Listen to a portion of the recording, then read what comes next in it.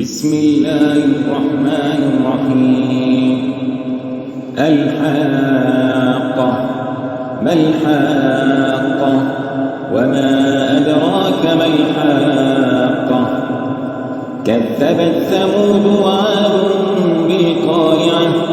فأما ثمود فأهلكوا بالطاغية، وأما عاد فأهلكوا بريح صرصر عاتية سخرها عليهم 7 ليال و8 أيام حسوما، فترى القوم فيها صرعى كأنهم أعجاز نخل خاوية، فهل ترى لهم من باقية؟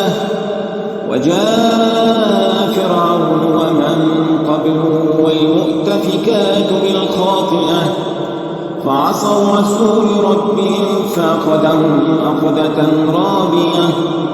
إنا لما طغى الماء حملناكم في الجارية لنجعلكم تذكرة وتعيها أذن واعية، فإذا نفخ في الصور نفخة واحدة وحملت الأرض والجبال فدكتا دكة واحدة، فيومئذ وقعت الواقعة، وانشقت السماء فهي يومئذ واهية، والملك على أرجائها ويحمل عرش ربك فوقهم يومئذ 8. يومئذ تعرضون لا تخفى منكم خافية.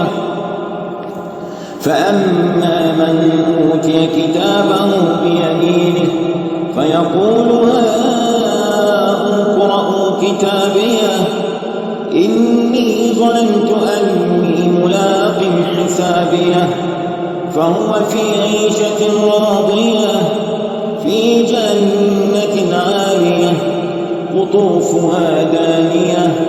كلوا واشربوا هنيئا بما أسلفتم في الأيام الخالية. وأما من أوتي كتابه بشماله فيقول يا ليتني لم أوت كتابيه ولم أدر ما حسابيه، يا ليتها كانت القاضية ما أغنى عني ماليه هلك عني سلطانيه، خذوه فغلوه ثم الجحيم صلوه ثم في سلسلة ذرعها 70 ذراعا فاسلكوه، إنه كان لا يؤمن بالله العظيم ولا يحض على طعام المسكين، فليس له اليوم هاهنا حميم ولا طعام إلا من غسلين لا يأكله إلا الخاطئون.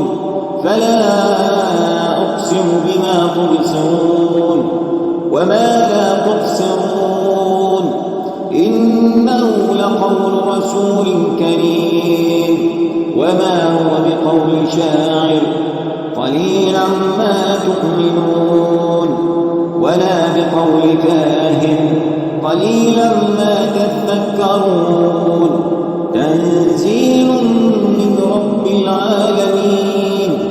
ولو تقول علينا بعض الأقاويل لأخذنا منه باليمين ثم لقطعنا منه الوتين، فما منكم من أحد عنه حاجزين، وإنه لتذكرة للمتقين، وإنا لنعلم أن منكم مكذبين، وإنه لحسرة على الكافرين، وإنه لحق اليقين.